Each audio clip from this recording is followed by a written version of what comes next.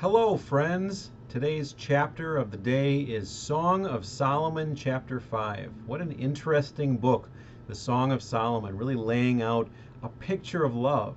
And for the first few chapters, this picture of pure love. It's not hindered by sin, it's not weighed down by the assumptions or perversions of the world. It's just love, just two people falling all over each other, being in love with each other.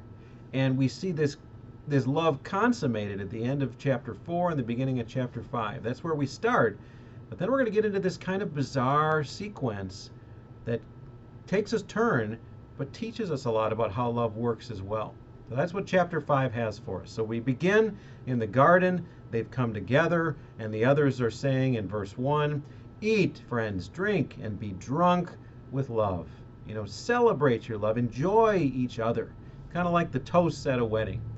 Have a great time together. Enjoy this new life that you have together. And then it takes a turn. Verse 2, "I slept, but my heart was awake." So this is the woman talking, the beloved, and she's having some kind of a dream. Either she's asleep and she's having a full dream, or she's groggy and she's thinking she's seeing things that aren't really happening. But what's her dream? Her dream is that this beloved is knocking at the door. He wants to be with her again. And you would think she'd run to the door and greet him and continue this passionate love that they have. But her response is different in her dream. What does she say? "I had put off my garment. How could I put it on? I had bathed my feet. How could I soil them?" So she's in this next phase where she's sort of tired. She's sort of thinking about herself and saying, "Yeah, it's nice that he's here, but I'm kind of comfy, kind of cozy in bed. I'm all tucked in. Don't really feel like getting up and greeting my man." So what happens? Finally, she gets herself up and she goes to answer the door, and he's gone. And she runs through town looking for him and ends up getting kind of knocked around by the watchman in the town, and cries out to the daughters of Jerusalem, "Where is he? I'm lovesick." And this lovesick is a different lovesick than we saw earlier in the Song of Solomon. Earlier it was, "I'm lovesick, I'm overwhelmed, I'm consumed by love, and I just am bathed in this love for this other person." But this is, "I'm sick because I'm in love and I can't be with the person I love because of my own sin. I'm sick with myself." And that's what we see in this dream. And that's really the message. That's the message of this chapter. It's this idea that when we're in love, there's going to be times that our relationship is going to seem like monotony. It's going to seem like, I don't know, is it really worth it?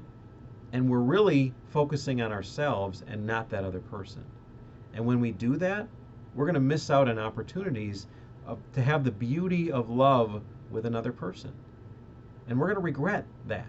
So we need to guard against that. So as much as Song of Solomon is this beautiful picture of love, it also gives us a realistic concern that the scripture has about the way we're going to be in love, and it prepares us to address that concern. So there's a lot of beauty there. And then how do we end? We end with the others in verse 9 saying, "Well, what's so great about this guy? Why are you so worried about him?" And really the others are turning the woman's focus from herself and her own needs and then her own panic to her beloved. And what does she say? She describes him. He's radiant and ruddy and distinguished. And as you go through the list, she's describing his physical characteristics, but she's also describing his character and showing us this balance. We should absolutely be physically attracted to the people that we're in love with, that we're going to marry. But there has to be that character as well. So neither of those things are bad, but there has to be a balance for it to be a full, true love. Otherwise, it's just lust.